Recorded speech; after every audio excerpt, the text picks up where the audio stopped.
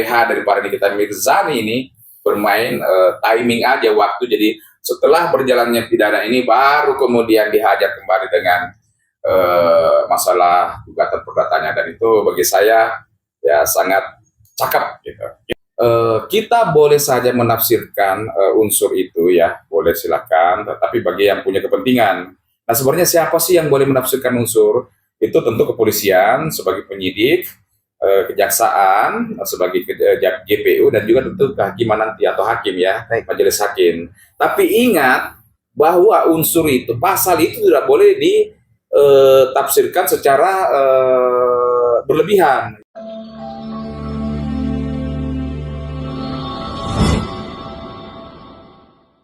Selamat malam semuanya.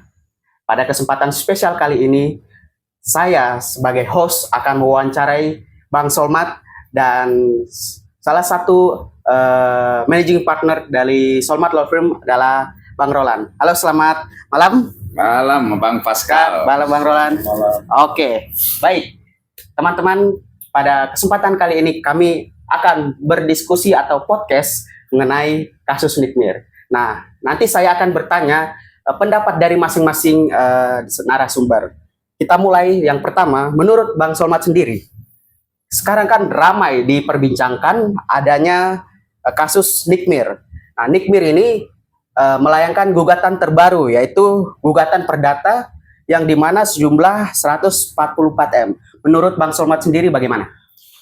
Oke, baik. Jadi ini kesempatan menarik ya, karena saya di podcast dan interview di channel YouTube Solmat Official oleh Pak Pascal atau Bang Pascal, ini luar biasa, dan juga bersama dengan salah satu partner di Solmat Law Firm. Nah, jadi kali ini kita akan berdiskusi tentang hal atau kajian hukum sehubungan dengan Nikita Mirzani ya. Ya, betul. Tadi disampaikan oleh Bang hostnya bahwa dalam waktu terakhir ini ada gugatan perdata kembali yang dimasukkan oleh pihak Nikita Mirzani di Pengadilan Negeri Jakarta Selatan ya. Ya. Nah, kalau nilainya sih bukan 140-an kalau tidak salah, tetapi 114 miliar ya. Oh, baik. Ya, jadi saya juga tentu sempat tadi membaca-baca dan melihat-lihat informasinya bahwa Nikita Mirzani itu kembali mendaftarkan gugatannya terhadap Dr. RG Reza Gladys dengan nomor gugatan kalau saya tidak salah itu 935 apa 935 dan 935 garing PDT-G garing 2025 garing PN Jakarta Selatan. Nah, ini sebenarnya apa yang dimaksud ini? Yang pertama mau saya katakan bahwa memang sudah pernah sebelumnya Nikmir mengajukan gugatannya, kemudian dicabut karena memang lagi mempersiapkan untuk perihal proses persidangan pidana. Nah, kembalilah saat ini, kalau tidak salah 9 atau 10 September kemarin, Nikita Mirzani akhirnya mengajukan kembali gugatan pidana, gugatan perdata Wan Prestasi ya. Jadi kalau kita ketahui bahwa gugatan itu ada dua, ada gugatan Wan Prestasi, ada gugatan perbuatan melawan hukum. Apa itu gugatan Wan Prestasi? Wan Prestasi adalah gugatan ketika satu pihak menganggap bahwa pihak lain telah lalai, cedera janji, atau dalam istilah hukum itu wan prestasi. Nah, itulah kemudian oleh pihak yang merasa dirugikan mengajukan gugatan ke pengadilan negeri setempat atau di mana perjanjian itu disebutkan atau dikatakan di dalam perjanjiannya bahwa bila terjadi perselisihan diselesaikan dengan melalui metode hukum apa dan di mana gitu. Nah, inilah yang ditempuh kembali oleh Nikita Mirzani ya. Nah, bicara tentang gugatannya, kalau kita dapatkan informasi dari media bahwa tetap menuntut yang pertama itu kerugian 4 miliar yang berdasarkan informasi di awal bahwa ini adalah kesepakatan daripada RG dan Nikita Mirzani. Kemudian 10 miliar itu karena adanya kerugian secara material ya, dan 100 miliar ini adalah gugatan yang bersifat imaterial yang harus dibuktikan nanti. Nah, kalau menurut saya, nah ini penting ini. Dari awal saya mengatakan saya sangat mendukung adanya atau didaftarkannya gugatan Nikita Mirzani secara keperdataan. Ya, sekali lagi saya ulang, saya sangat mendukung karena berkali-kali disampaikan oleh PH-nya, oleh Bang Fahmi, bahwa 4 miliar ini lahir terbit dari adanya suatu kesepakatan, walaupun ini adalah kesepakatan secara lisan. Dan ingat KUH Perdata 1380 kalau nggak salah, bahwa tidak pernah mengatakan bahwa perjanjian itu harus tertulis. Ya, tinggal pembuktiannya tentunya nanti di pengadilan. Jadi saya sangat setuju didaftarkan kembali. Nah, kenapa setujunya ya nanti saya sampaikan. Dan berikutnya bahwa ketika dicabut gugatan yang lama, saya justru malah kecewa karena saya menganggap bahwa senjata atau peluru daripada Nikita Mirzani ini menjadi berkurang. Ya, kalau kita mendampingi klien ya semaksimal mungkin seluruh daya, upaya, kekuatan, senjata, peluru ya kita gunakan. Nah, ini mungkin sepertinya pihak PH daripada Nikita Mirzani ini bermain timing aja waktu. Jadi setelah berjalannya pidana ini baru kemudian dihajar kembali dengan masalah gugatan perdatanya, dan itu bagi saya ya sangat cakep gitu. Itu Bang Pascal. Oke, baik. Terima kasih ya pendapatnya. Nah, untuk Bang Roland. Nah, Bang Solmat sendiri setuju dengan adanya pengajuan sidang perdata. Nah, untuk Bang Roland sendiri bagaimana? Untuk pengajuan gugatan wan prestasi ataupun itu PEMA ya, itu bisa dilakukan seseorang yang notabene sudah dirugikan atas adanya kesepakatan di awal sesuai dengan perjanjian KUHP 1320 ya. Artinya di 1320 itu ada penekanan di situ, ada perjanjian yang sah, dan notabene ada tertulis di beberapa pasal untuk melakukan suatu pekerjaan ya. Pekerjaan apa yang harus di-up oleh si pemberi dan si penerima dalam hal ini akan melakukan suatu pekerjaan, ada waktu tertentu dalam hal itu, ada take and balance dalam hal itu. Dan apabila memang setelah sahnya perjanjian itu 1320 baik tertulis apapun tidak tertulis itu, ada satu pihak dirugikan dalam hal ini. Pihak pertama ataupun pihak kedua dapat melakukan gugatan ke pengadilan. Bagaimana konteks 1320 itu tidak terpenuhi. Jadi pihak pertama ataupun pihak kedua boleh melakukan hal gugatan dalamnya. Tapi tergantung bagaimana konteks nantinya, apa yang disepakati di awal, siapa yang merasa dirugikan dalam hal itu. Sah-sah saja. Oke, baik. Dengan adanya gugatan baru, nah kita kembali ke Bang Solmat. Bagaimana? Apakah peluang gugatan ini menang bagaimana? Ya, jadi setiap orang yang berani menggugat, mendaftarkan gugatan harus punya keyakinan dong. Keyakinan yang kuat, keyakinan yang strategik, keyakinan yang benar-benar mengkristal bahwa akan menang. Jadi ketika ditanya bagaimana tentang keyakinan Nikita Mirzani, harusnya pihak Nikita Mirzani menang gitu ya, atau yakin menang. Nah, kalau pendapat saya berbicara tentang menang ini kan begini, di dalam melakukan suatu gugatan kita memiliki katakanlah itu ada posita ya, dasar-dasar gugatan semuanya segala macam yang disusun sedemikian rupa, itu kronologisnya, faktanya, dasar hukumnya dan lain sebagainya. Terus kemudian nanti kita gugatannya apa? Gugatannya kita itu 1, 2, 3, 4, 5. Oke. Nah, 1, 2, 3, 4, 5 ya kalau dikatakan menang mutlak ya tentu dipenuhi semua, atau hakim menyatakan bahwa semuanya petitumnya itu dipenuhi. Nah, bicara tentang menang, ya tentu ada target-targetnya. Misalnya nih katakan bahwa yang pertama itu tadi saya katakan bicara tentang ganti rugi terhadap 4 miliar, ya.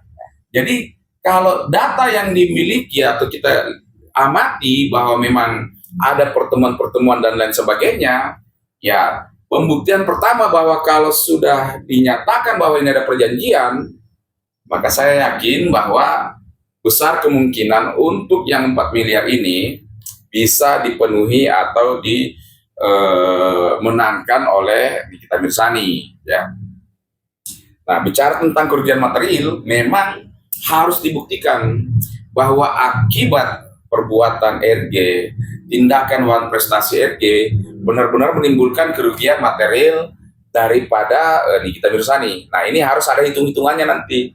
Ya, misalnya dia dalam sehari bisa menghasilkan duit berapa, terus kemudian sebulan berapa, sekian lama berapa, nah itu kelihatan. Tetapi memang dasar hukumnya itu harus jelas. Kemudian kedua, benar-benar bisa meyakinkan hakim bahwa akibat daripada perbuatan wan prestasi daripada RG, kemudian Nikita Mirzani mengalami kerugian material lainnya yang digugatkan itu sekitar 10%. Nah, ini yang bicara tentang kerugian imaterial. Jadi memang kerugian imaterial itu suatu gugatan yang terkadang agak susah untuk dimenangkan oleh hakim, ya. Karena kenapa? Imaterial itu berbicara tentang tekanan psikologis, tekanan shocking dan lain sebagainya. Jadi itu memang nanti akan ada, katakan itu keterangan dari dokter, psikolog, psikiater dan lain sebagainya. Ada surat dokumen bahwa memang lagi tertekan dan lain sebagainya, ya. Itu nanti akan dibuktikan. Jadi kalau saya sih, kalau melihat bahwa merunut dari ke belakang ini bagaimana peristiwa ini berjalan, ya saya memiliki keyakinan yang cukup besar bahwa Nikmil bisa menang untuk gugatan terhadap bahwa RG telah melakukan wan prestasi atau cedera janji atau lalai, dan berikutnya terhadap kerugian daripada objek perjanjian itu yang sebesar 4 miliar ini. Jadi kita tetap, Bang Solma tetap mendukung supaya proses gugatan perdata ini bisa berjalan. Gimana Bang Roland? Sepakat? Nah, begitu Bang Pascal. Oke, nah, pendapat Bang Solmat seperti itu. Nah, dari Bang Roland sendiri, bagaimana? Apakah menurut Bang Roland peluangnya bisa menang atau sebaliknya? Ya, kalau kita berbicara peluang, kita berbicara juga dengan sebab akibat, ya. Karena kita lihat proses hukum ini mulai dari awal ada satu kelemahan, ya. Kelemahannya di mana harusnya gugatan di pertama wan prestasi itu tidaklah dicabut, tapi dipertahankan karena konteks dari putusan hakim. Di situ nanti dibuktikan bahwasannya benar atau tidaknya, sah atau tidaknya perjanjian 1320 itu yang mengakibatkan adanya laporan, ya. Jadi seharusnya, tapi kita tidak melihat hal ke belakang lagi pada konteks gugatan yang saat ini.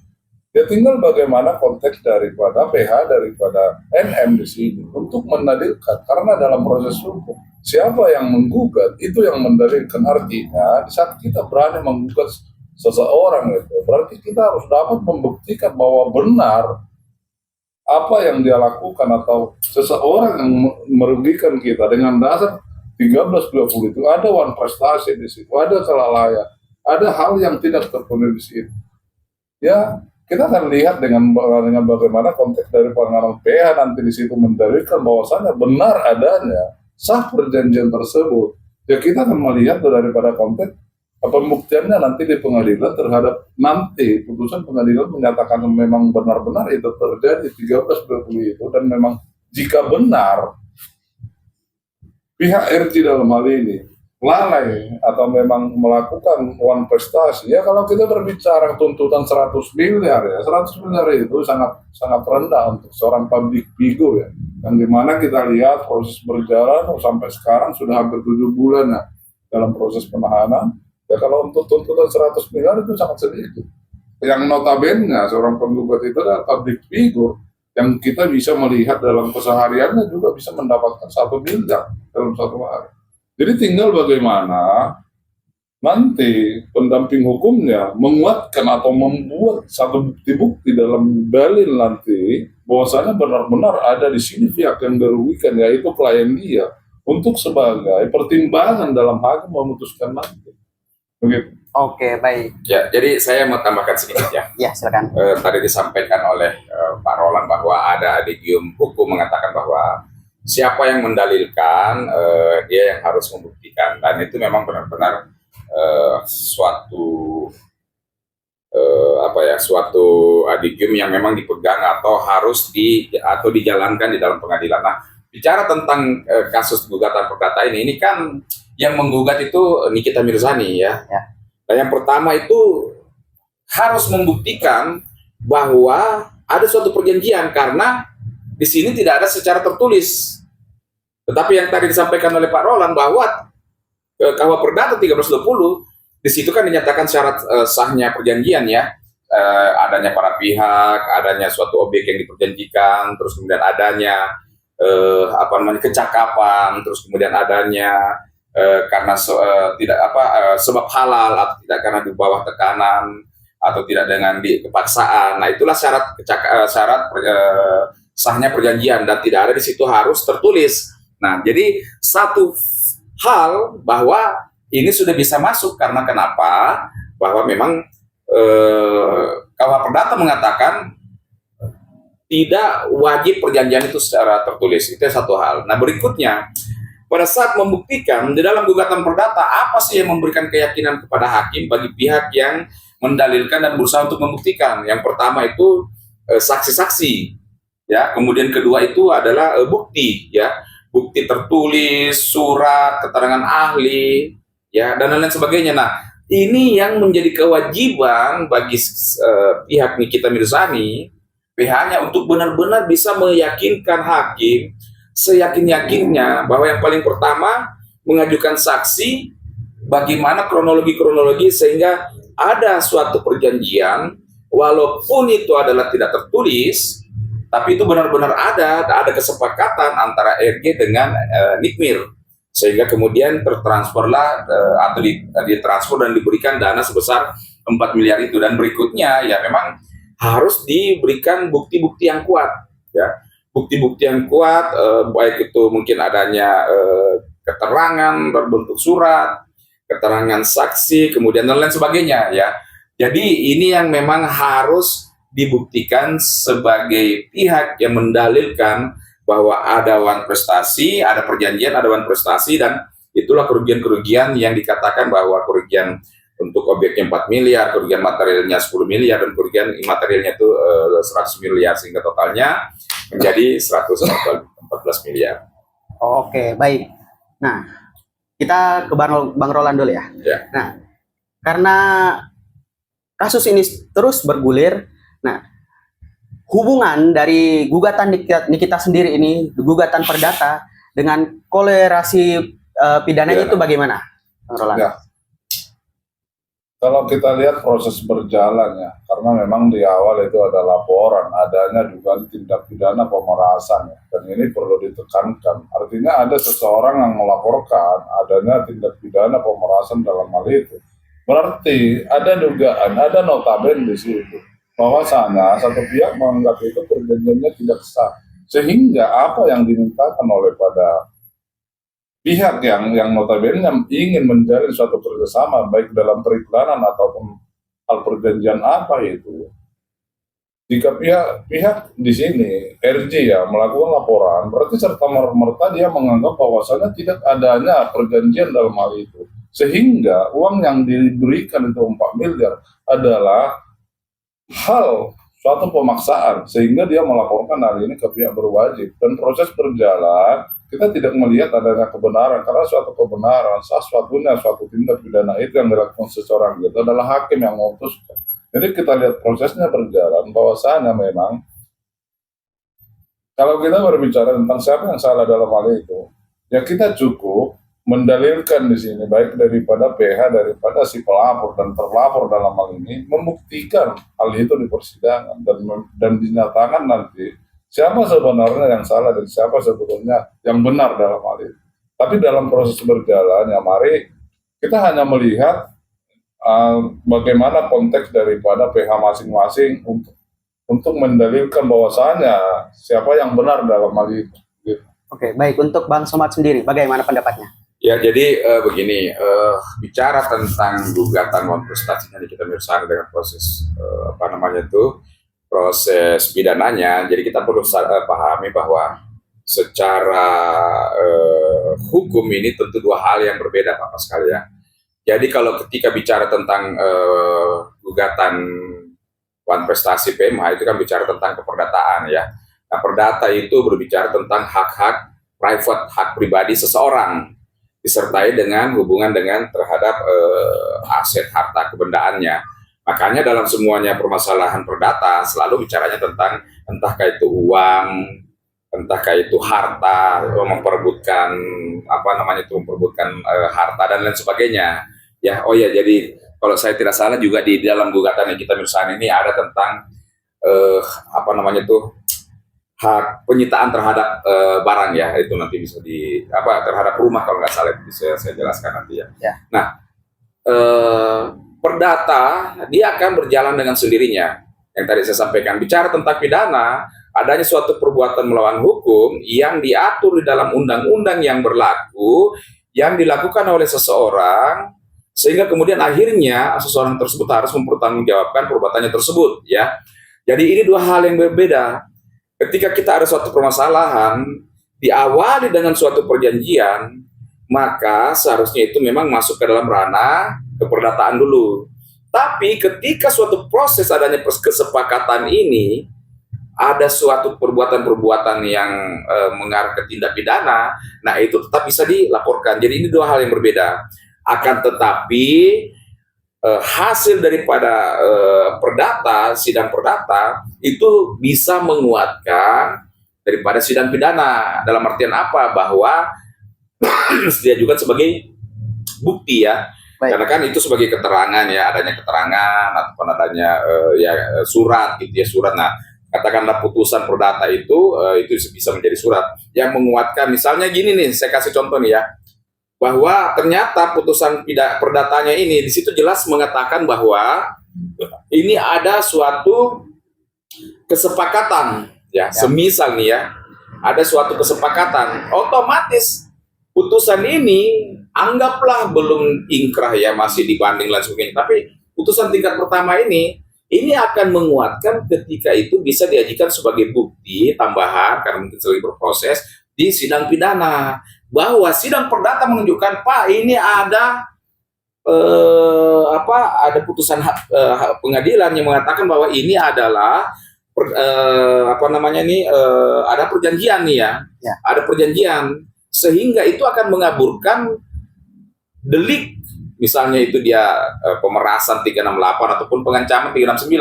Nah, ini bisa dijadikan bukti. Atau demikian pula sebaliknya, ketika seseorang masih jalan perdatanya, tetapi seseorang ini dilaporkan ke polisian dan ternyata statusnya naik dari tersangka menjadi bisa terdakwa.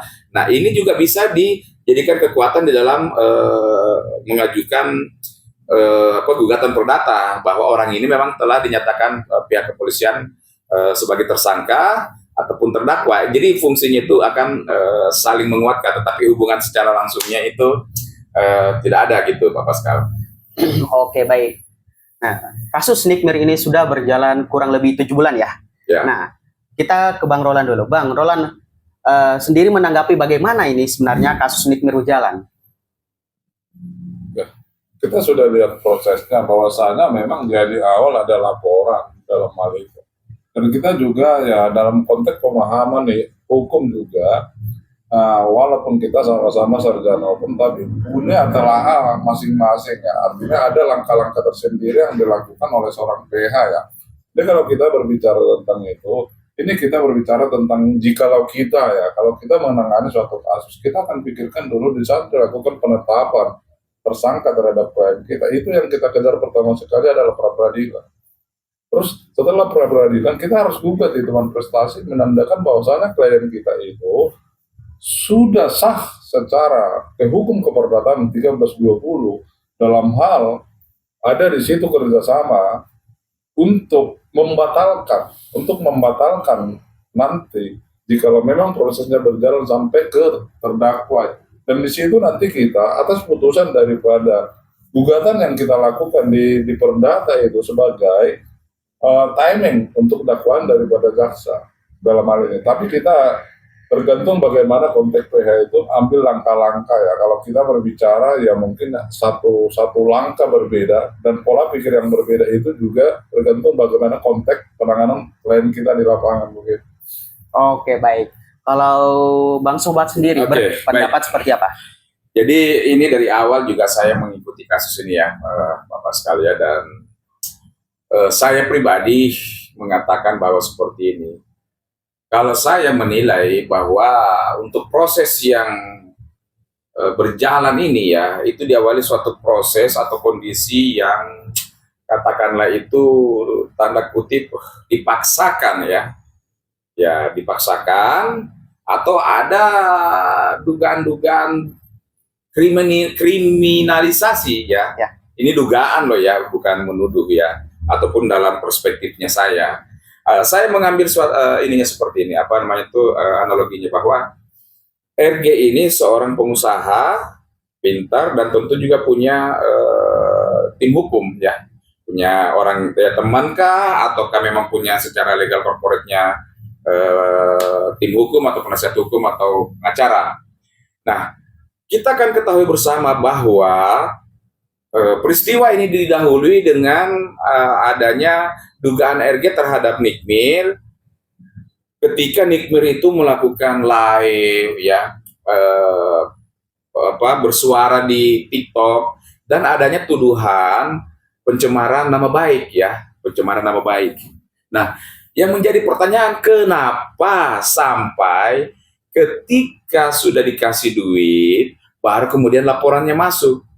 Harusnya di awalnya, kalau tidak senang dengan apa yang dilakukan oleh Nikita Mirzani dengan live-nya, dengan komalnya mungkin dan lain sebagainya, ya di titik itu aja dia itu sudah harus melapor bahwa NM ini diduga telah melakukan pencemaran nama baik atau bahkan perbuatan tidak menyenangkan. Silakan langsung dilapor. Tapi ini sepertinya kok digiring dulu, ada telepon menelpon, menghubungi siapa, dan di fakta persidangan keterangan saksi diperlihatkan bahwa ternyata RG sendiri yang mencari nomornya Mak Mail dan sebagainya. Jadi ini ambigunya tuh di sini. Harusnya dari awal itu sudah langsung dilaporkan dengan delik pencemaran nama baik. Undang-Undang ITE pasal 27 itu ditambah dengan perbuatan tidak menyenangkan ataupun ada delik yang lainnya. Tetapi ini kan digiring dulu supaya menerima duitnya. Nah, baru kemudian didobol lah mungkin dengan tindak pidana pencucian uangnya. Jadi itu yang saya sampaikan. Kalau menurut kacamata saya harusnya ini tidak seperti ini. Nah, kebetulannya mungkin karena Nikita Mirzani adalah public figure, banyak pendukungnya, rame lah ini kasus. Oke, baik. Mungkin Bang Roland ada sedikit tambahan? Ya, kalau kita berbicara tentang dari praktisi ya memang ini suatu proses yang kita nilai istimewa ya. Karena istimewa segitu meriahnya ya. Ibarat satu momen pesta dalam hal ada kubu di sini, dua kubu pro dan kontra ya. Dan satu pihak menyatakan bahwasanya NM dalam hal ini tidak bersalah, dan satu pihak juga ada menyatakan RG itu benar. Tapi kalau mari kita berbicara dan melihat logika ya. Kalau kita berbicara tentang suatu tindak pidana, kita di situ akan diajar untuk beranalogi. Jadi melihat fakta sebenarnya.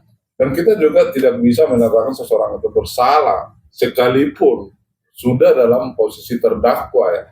Tetapi itu kita tetap berpegang teguh tentang KUHA bahwasanya praduga tidak bersalah seseorang itu. Namun kita lihat di sini ada proses yang banyak kejanggalan baik dari pihak pelapor dan pihak yang dilaporkan dalam ini, dan membuat satu proses persidangan ini jadi ibarat satu penggiringan ya. Dan kita kadang melihat proses peradilannya itu tidak sesuai dengan pokok perkara, tapi itu ya tergantung bagaimana JPU dan hakim nanti dan PH masing-masing untuk mendalilkan siapa sebenarnya yang bersalah dalam hal ini.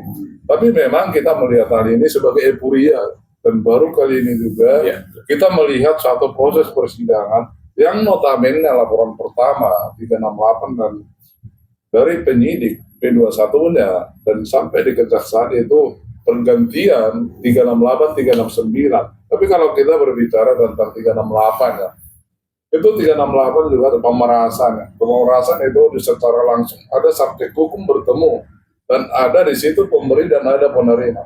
Namun kalau kita beranalogi ya, secara logika hukum di sini, kenapa itu diterapkan oleh Kejaksaan ke 369? Bahwasanya ini melalui media ya. Pentransferan pertama itu melalui transfer 2M ya. Dan yang kedua itu adalah 2M secara cash dalam hal ini. Jadi kalau kita berbicara 369, kenapa dia ada junto dalam hal ini?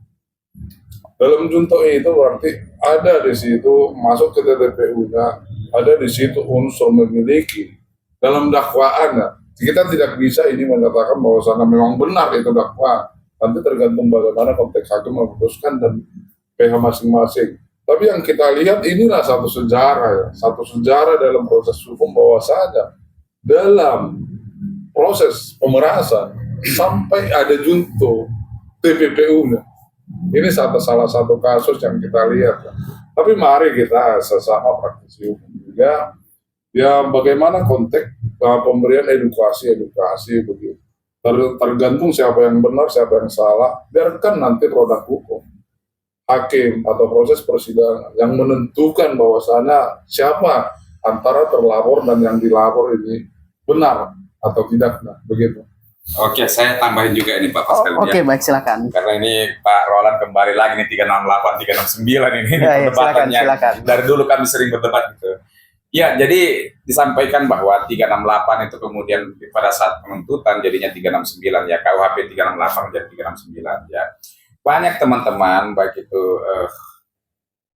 teman-teman yang secara pengetahuan umum atau orang awam maupun praktisi hukum menyamakan unsur di dalam 368 dan 369 ini, bahwa ini 368 pemerasan dan juga 369 itu adalah pemerasan ya. Dan saya berdebat habis-habisan dengan banyak orang mengenai hal ini ya. Jadi gini, kita boleh saja menafsirkan unsur itu ya, boleh silakan, tetapi bagi yang punya kepentingan. Nah, sebenarnya siapa sih yang boleh menafsirkan unsur?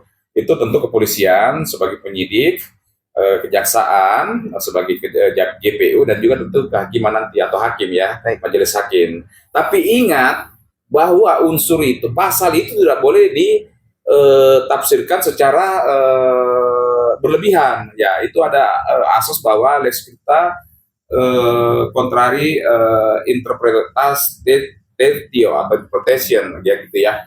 Jadi artinya apa? Bahwa pasal itu tidak boleh terlalu jauh ditafsirkan. Kalau terlalu jauh ditafsirkan, wah ini bisa berabe ini undang-undang KUHP dan lain sebagainya. Nah, sehingga apa? Bahwa 368 itu jelas di situ ada kata atau frasa pemerasan ya. Barang siapa melakukan ini dan itu memang jelas ada frasa pemerasannya. Jangan karena berdampingan dengan 369 dan di dalam buku KUHP itu di dalam satu judul ya, walaupun itu di situ judulnya adalah pemerasan dan juga adanya pengancaman. Jadi 368 ini walaupun serupa dengan 369, mirip-mirip, tetapi itu jelas kok bahwa 368 itu yang lebih ditekankan di situ adalah perbuatan pidana pemerasan. Di 369 itu perbuatan pidana pengancamannya dengan itu menyerang harkat dan martabat gitu ya seseorang ya. Nah, ini kan kelihatan dua hal yang mirip tapi tidak sama, serupa atau tidak sama. Nah, bagi saya ketika 368 ini sudah tidak digunakan oleh jaksa penuntut umum di dalam mendakwakan Nikmir yang hanya 369 dengan undang-undang ITE pasal 27B dengan TPPU-nya ya, berarti ini perbuatan pemerasannya itu sudah tidak berlaku gitu ya. Tinggal bagaimana pihak Nikita Mirzani membuktikan bahwa dia tidak mengancam, tidak menyerang harkat dan martabat ya, sehingga apa? Gugurlah 369-nya dan juga tentu dengan ITE-nya. Nah, demikian pula otomatis karena TPPU ini undang-undang TPPU ya, undang-undang tindak pidana pencucian uang terbit karena adanya dugaan bahwa uang yang diterima sejumlah 4 miliar itu adalah dari perbuatan tindak pidana ya. Itu nanti kalau kita mau bahas TPPU itu bisa panjang. Jadi seperti itu kalau menurut saya, Bang Pascal. Oke, baik. Kita udah sampai ke pertanyaan terakhir. Nah, kita ke Bang Roland dulu ya. Nah, Bang Roland, update sidang Nikmir sudah mendatangkan saksi-saksi baru. Nah, dari keterangan saksi-saksi terkuaklah beberapa fakta-fakta terbaru. Nah, menurut Bang Roland sendiri, dengan adanya saksi ini bisa dapat memperkuat Nikmir dalam persidangan ini. Ya, dengan banyaknya saksi itu juga sangat menguntungkan. Tapi kita juga berbicara tentang itu dalam saksi di persidangan itu. Tidak peduli dia banyak atau tidak, tapi cukup saksi itu dapat memberikan kenalan atau penjelasan secara tentang benar tentang dakwaan jaksa itu bisa ditangkis dalam hal ini. Jadi kita berbicara saksi itu yang memang benar-benar punya komitmen dan memang bisa membuktikan dalam hal itu, keterangannya dalam hal itu untuk meringankan terdakwa dalam hal itu. Jadi kalau kita berbicara tentang mau dia baru atau tidak dalam hal itu sebagai satu patokan ya, karena tetap nanti pertimbangan itu di saat diajukan saksi baik daripada terdakwa itu saksi untuk jika terdakwa mengundang ya itu pastinya nanti akan meringankan. Tapi nanti tergantung bagaimana konteks penjelasan daripada saksi tersebut. Jika memang itu dalil-dalil yang diucapkan atau bukti-bukti yang diutarakan itu sebagai fakta persidangan dan pokok perkara daripada dakwaan daripada JPU dalam hal ini, inilah sebagai satu pertimbangan nanti kelak hakim untuk memutuskan dalam persidangan itu tentang proses persidangan menyatakan bahwasanya seseorang itu bersalah atau tidak begitu. Oke, baik. Pendapat Bang Solma sendiri, dengan adanya saksi-saksi ini, apakah dapat memperkuat posisi Nikmir dalam persidangan ini? Ya, jadi gini deh. Seperti yang saya sampaikan bahwa di dalam pembuktian, jadi gini, pidana itu harus pembuktian materialnya itu kuat gitu ya. Pembuktian material itu maksudnya seperti apa, fakta-faktanya gitu ya. Dan hakim itu akan memberikan putusan berdasarkan fakta yang disajikan di depan persidangan gitu ya. Itulah tentang kasus pidana bahwa pembuktian secara material itu harus kuat. Nah, saksi itu adalah bagian daripada bukti itu sendiri ya di Kuhap di 184 ya Pak. 184 ya Pak Roland ya, sebagai alat bukti ya, saksi, keterangan ahli ya dan lain sebagainya, tadi saya sebutkan ada 5 kalau tidak salah itu. Nah, bicara tentang saksi ini, tentu bahwa pihak JPU yang mendakwa si terdakwa harus juga membawa saksi-saksi yang menguatkan.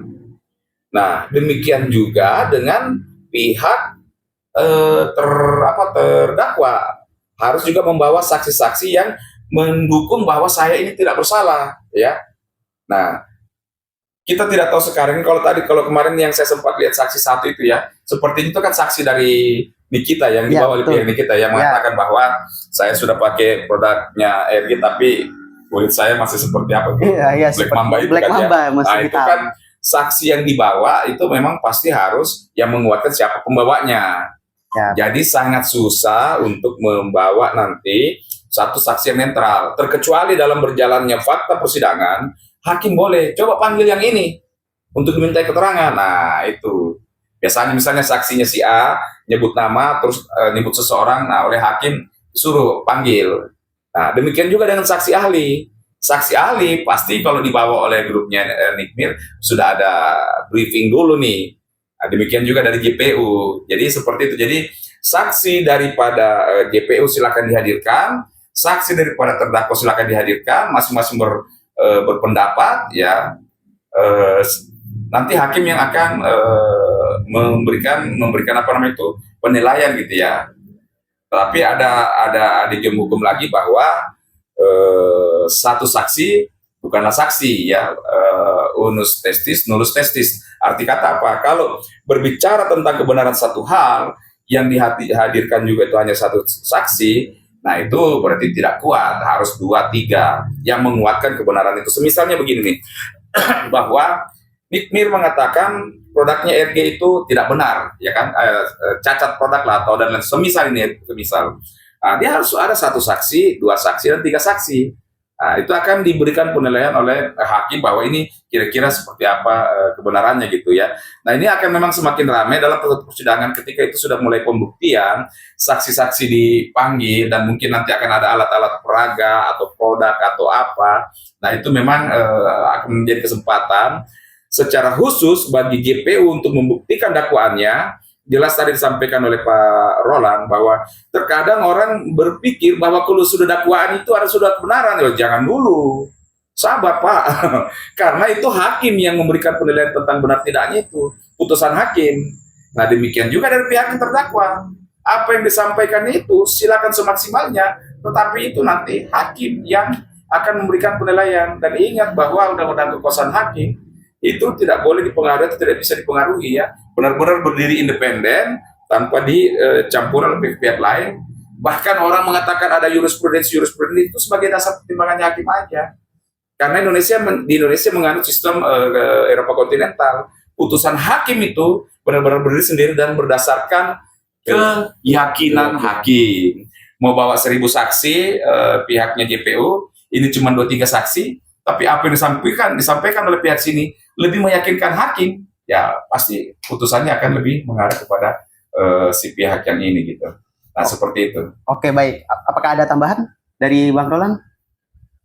Oke. Ya, Bang kita Salman. berharap dengan proses yang ada ya, karena kita lihat juga proses peradilan yang dalam hal ini sangat ramai ya. Kita juga berharap adanya proses yang transparan ya. Kita juga dalam hal ini tidak sebagai pendukung daripada pihak terlapor apapun yang dilapor ya dalam hal ini. Tapi kita berbicara dari praktisi hukum agar kiranya proses hukum itu berjalan dan transparan. Artinya dalam hal ini juga tinggal bagaimana nanti hakim melihat bukti-bukti yang ada. Dan kita juga tidak menginginkan dalam proses ini ada kepentingan dalam ini. Agar terciptanya nanti proses peradilan yang bisa memberikan rasa keadilan terhadap masyarakat Indonesia begitu.